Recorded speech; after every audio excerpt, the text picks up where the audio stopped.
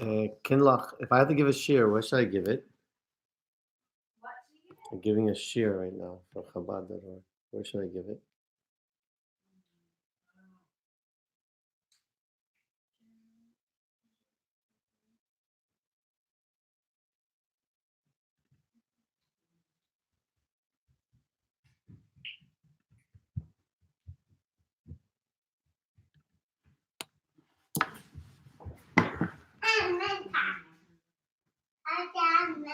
Give a mint?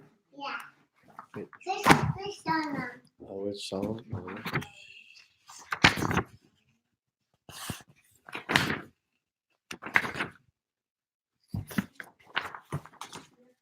I gotta give it the plate where it's quiet.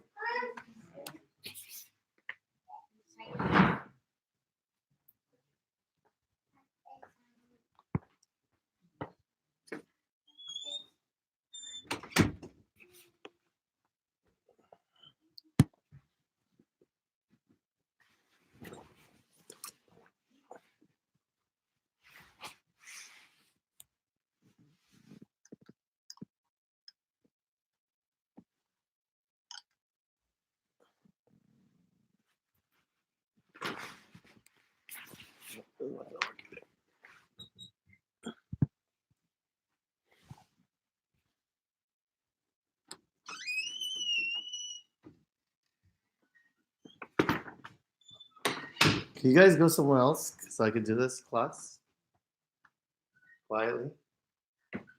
Hello? I'm sleeping. I don't know what's going on in my office. Okay.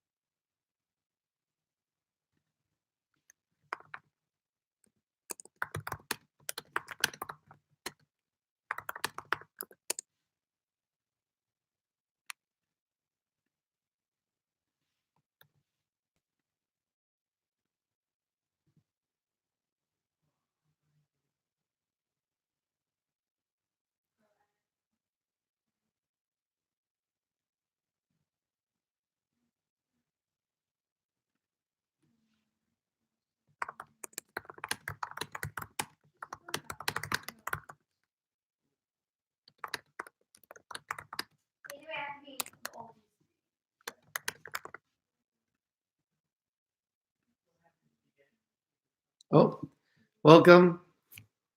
I guess we'll start in a couple of minutes when more people come.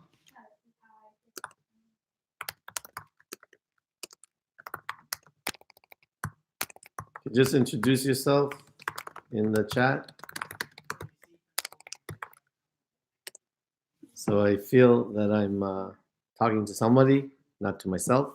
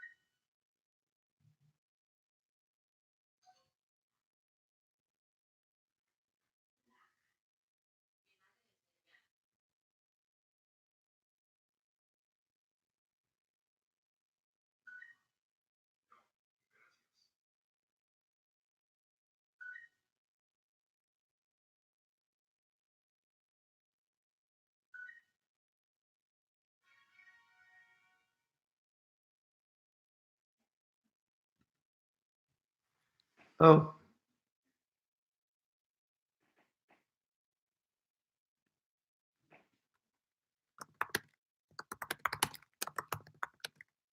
Okay, so my name is Rabbi Adam Stein. We are the Chabad at Stony Brook University in Eastern Long Island.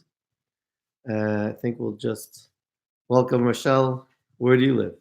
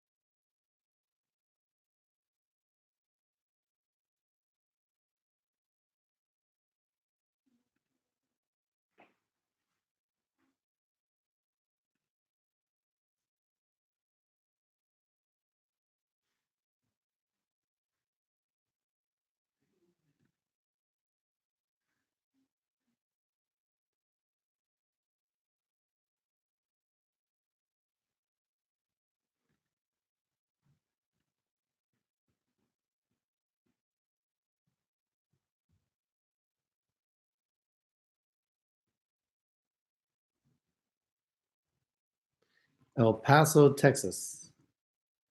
Oh, you're in New York. Okay. Let me just see. I just want to see something on the other side.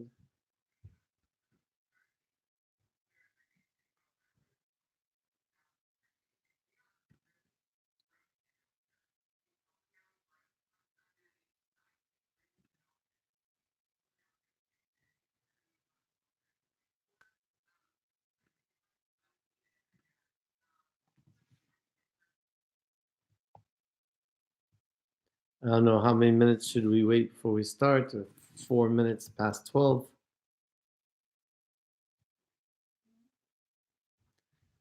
Introduce yourself if you just came in.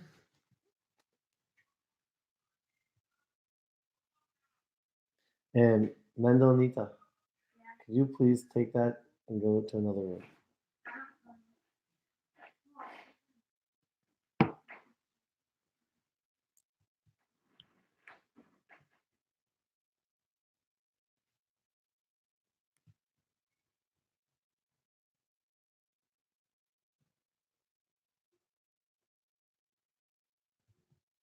So Rochelle,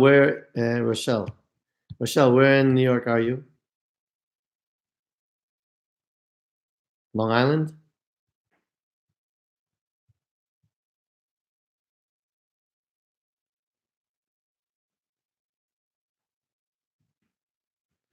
Hani Goldman. I don't know.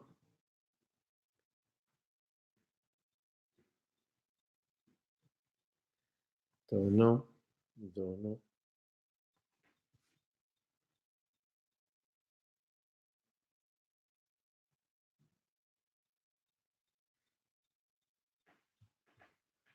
I guess we should give it. Oh yeah, Upper West Side or WUWS again. Okay, Upper West Side. That's nice.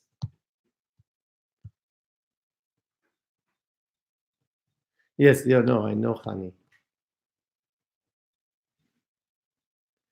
Um,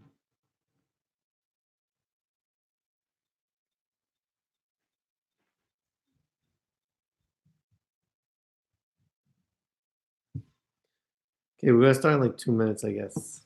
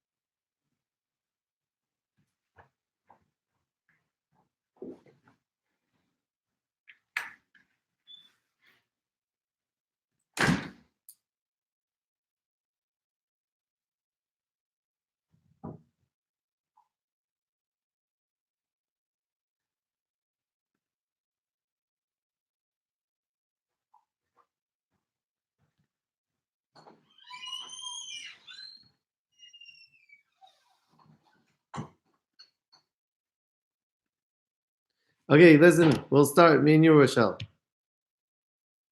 Oh, thank you for his love. Beautiful.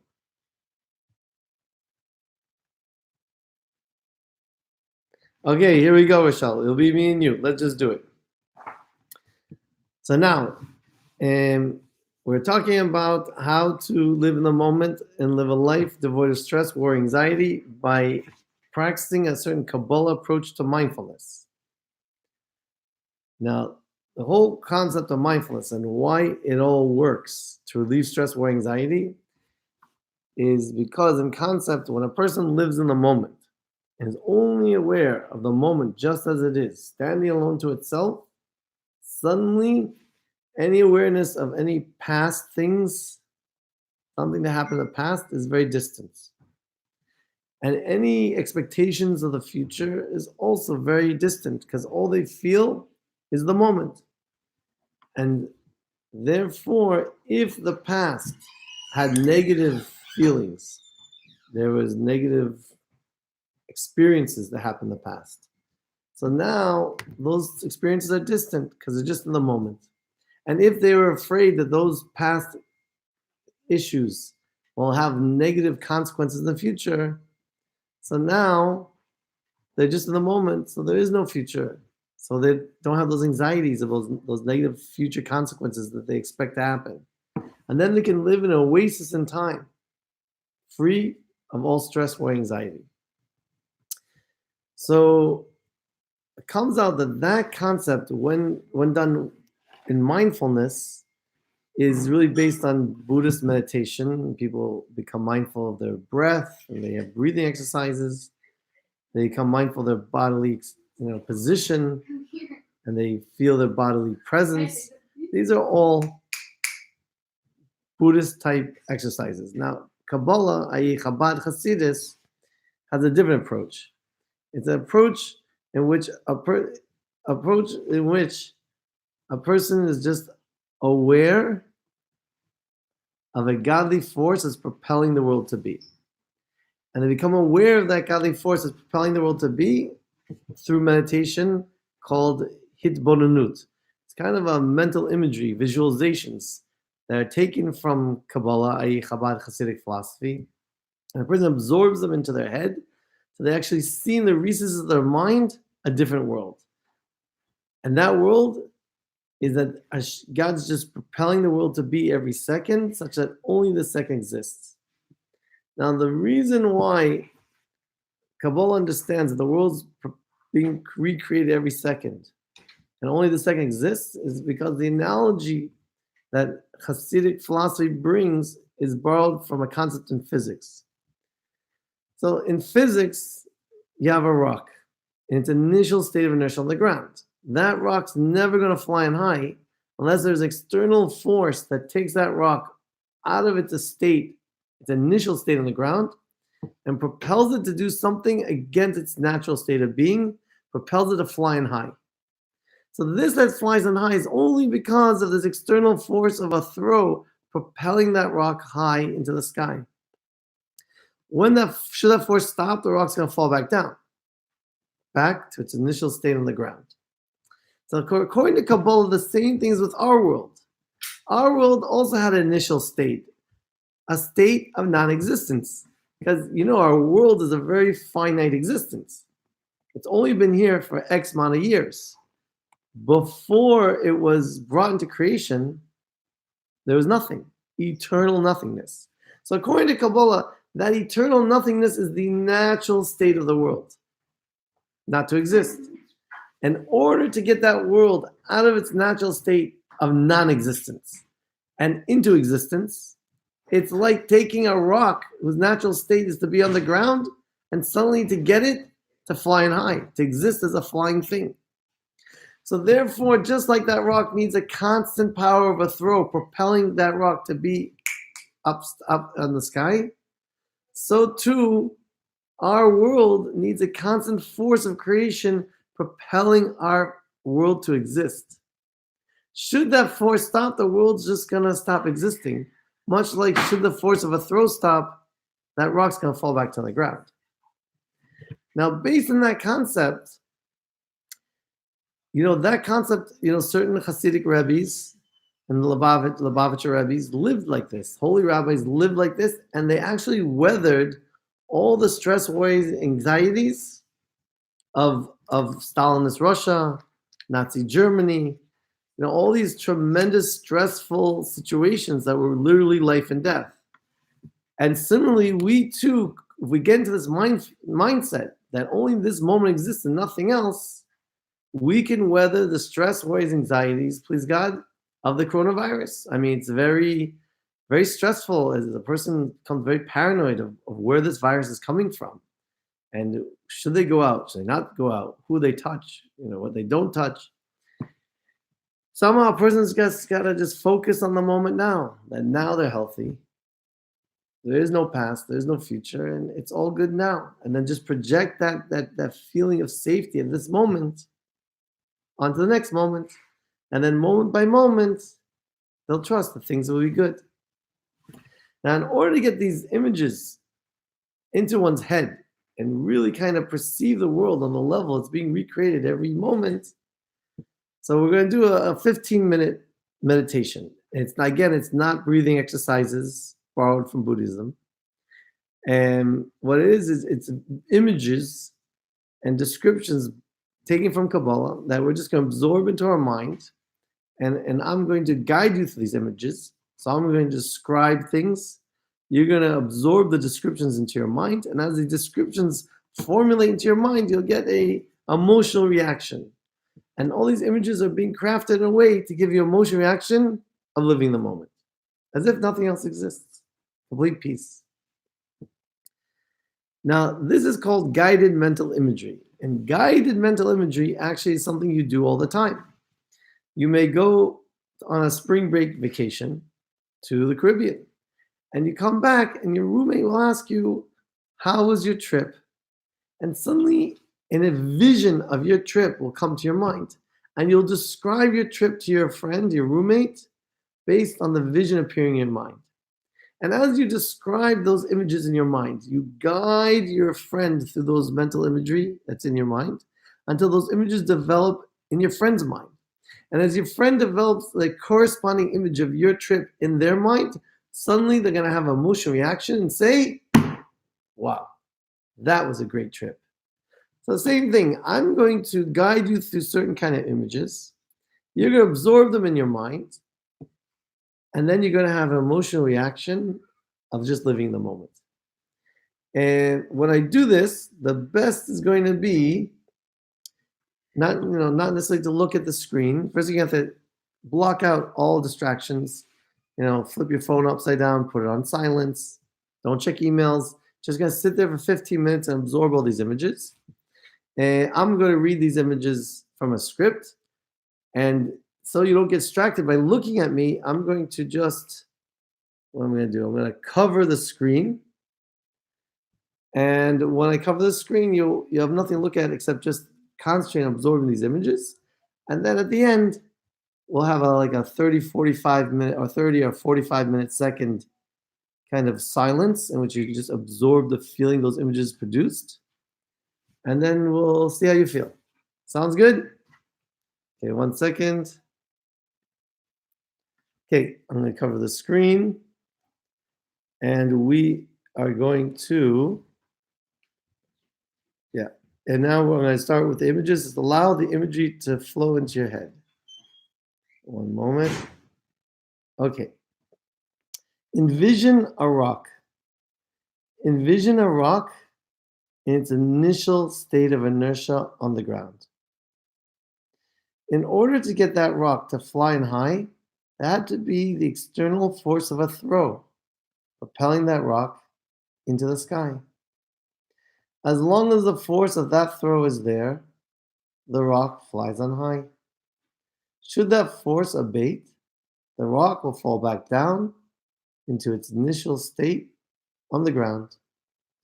Now, according to Kabbalah, the same is true with our world. Our world also had an initial state of inertia, a state before creation, when the world was in an eternal state of non-existence. In order to take the world out of its state of non-existence, and into existence, much like the power of a throw propelling a rock to flying high, there had to have been an external force of creation propelling the world to be. In order to imagine this, let's consider what was before the world. And you would imagine an absolute state of nothingness. You would imagine a state in which there's no up, there's no down, no right, no left, no you, no me, nothing. According to Kabbalah, in that absolute state of nothingness was an ever pervading, infinitely expansive, all encompassing emanation of God. And this, that there was no up, no down, no right, no left, that's because all was one. Now contrast this to our world. In our world, there's a real up, a real down, a real right, a real left. People, places, things. And thus nothing seems as though it is one. Because of this, our lives feel like a conglomerate of isolated fragments that we're forever trying to bring together into sync. To the degree that they come together in sync, we say life is good. To the degree that they don't, we say life is difficult. And now we have to wonder, did this world displace the pre-world oneness? Like you would imagine a rock falling into a pool of water displaces the surrounding water? On the one hand, we would say yes, for we don't sense that oneness in our lives. Well, on the other hand, we must say no. We're talking about the oneness of God. And God is a constant, whether there's a world or whether there's not. The only question is, how can we reconcile this? The way we can reconcile this is by knowing the definition of an essence. According to Kabbalah, a true essence just is, standing alone to itself.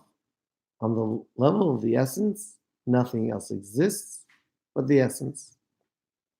And therefore, the essence is infallible to the human mind. For as soon as you try to picture it, it's not the essence, but rather it's merely your own vision of the essence, a picture of the essence that is being manifest in your mind. But the essence, just as it is, standing alone and unto itself, is beyond us.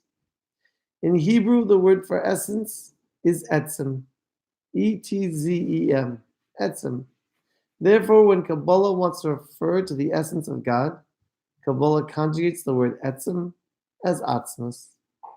For atzmus is that level in which God exists as is, standing alone and unto himself.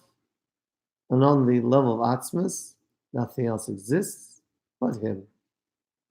Before creation, atzmus was emanating spiritually as an ever-pervading, infinitely expansive, all-encompassing emanation. And thus, there's no up, no down, no right, no left, no you, no me. For all was one. And after the creation, Atzmus is still emanating, but no longer emanating spiritually, but rather physically, within the very physicality of the world itself, as a godly force that's propelling the world to be.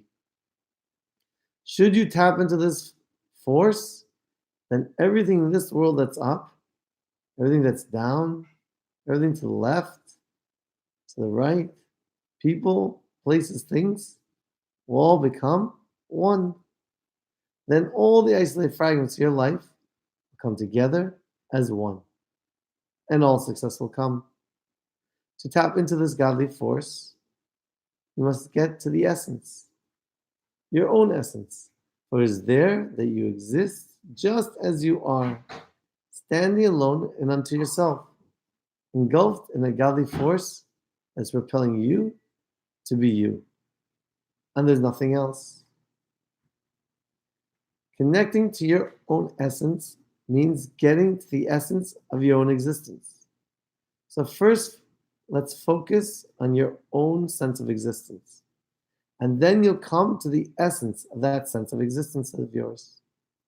Focus on how you exist now, not on what came before or will be later. In order to do this, you'll have to clear your mind by doing a simple breathing exercise. So let us breathe in deeply and breathe out slowly. And let all the tensions that life has their hold on you go out. And again, breathe in deeply. And as you breathe out slowly, allow yourself to relax and settle into the chair. And become aware of the weight of your back resting into the back of the chair. And become aware of the way your body is settled into the seat of the chair. And feel how heavy your feet are on the floor. Feel like you're nothing but a living, breathing entity in time and space. Notice the parameters of that entity of yours. Where your back stops, the back of a chair begins. Where your body weight stops settling, there exists the seat of the chair. And beneath the weight of your feet is the floor. Realize how you're not the only entity in time and space. The floor also exists as a non-living, non-breathing entity in time and space. The chair also exists as a non-living, non-breathing entity in time and space. And the table before you, the walls, the room also exists. And now feel completely present. Feel a present sense of your own being. Now, let's go to the essence of that being of yours. In essence, you exist just as you are, standing alone and unto yourself, in which nothing else exists but you. For that is where you'll find Atmas, the true essence of God, which exists as is, standing alone and unto himself, in which nothing else exists but him. In order to get there, imagine.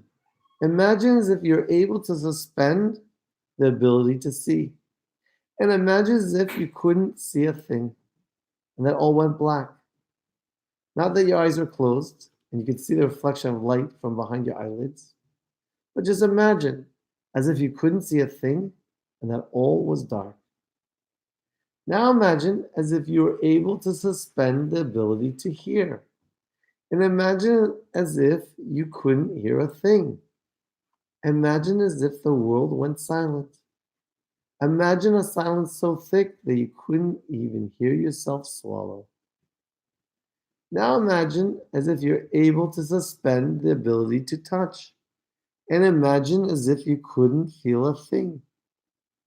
Imagine as if you couldn't feel the weight of your back resting against the back of the chair. Imagine as if you couldn't feel the weight of your body settled into the seat of the chair. Imagine as if you no longer felt the weight of your feet on the ground. Imagine as if everything was going light. Imagine as if your feet were picking themselves up off the floor. Imagine as if your back was pulling itself off the back of the chair. Imagine as if your body was levitating off the seat of the chair. Now imagine, you can't see, it's all dark. You can't hear, it's silent. And you can't feel a thing. What would you be left with?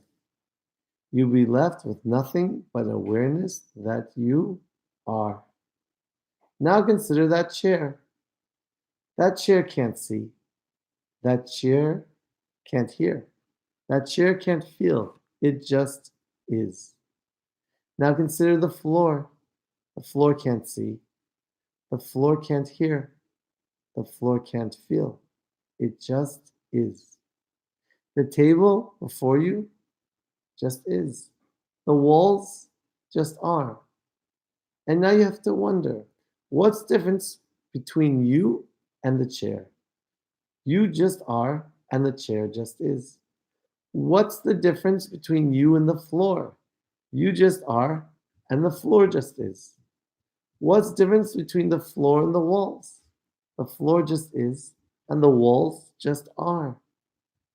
And you start to get the feeling that's not you or a chair or a floor or walls.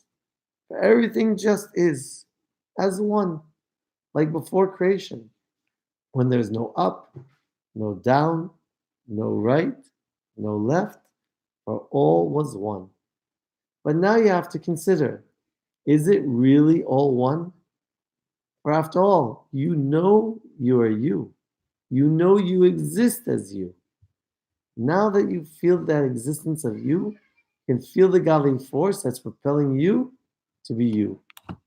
You can feel the force propelling the chair to be a chair. The force that's propelling the floor to be a floor. And you can feel the force that's propelling the present moment to be the present moment. And that is where you exist just as you are, standing alone and unto yourself, engulfed in a godly force that's propelling you to be you. And there's nothing else.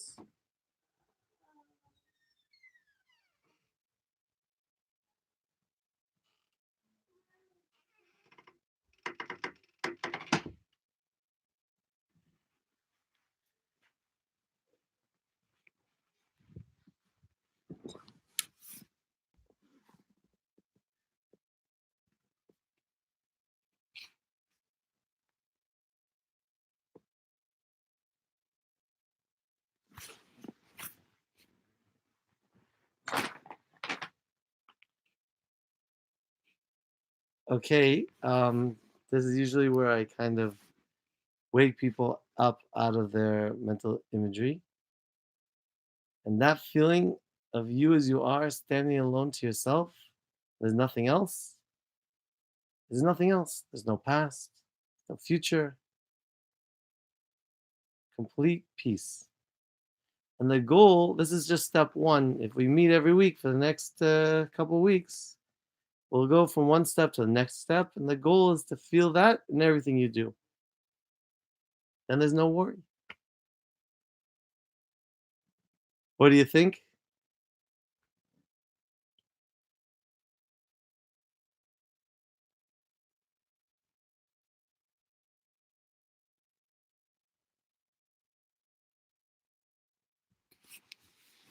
Any comments?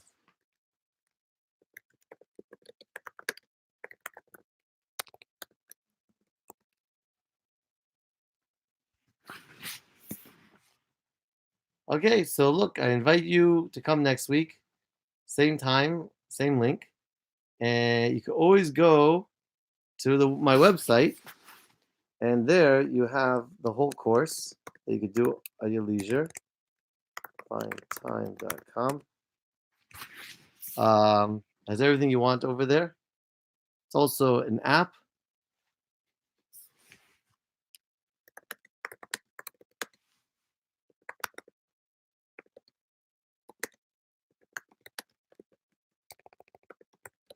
You can get it as an app also. I teach this at Stony Brook University. We have hundreds of students. It's very inspirational. Okay, so good luck with everything, and hopefully see you next week. Anyone want to say anything else?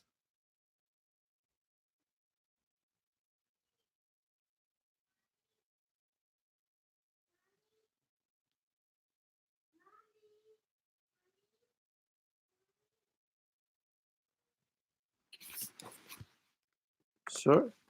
Give me a call on the cell.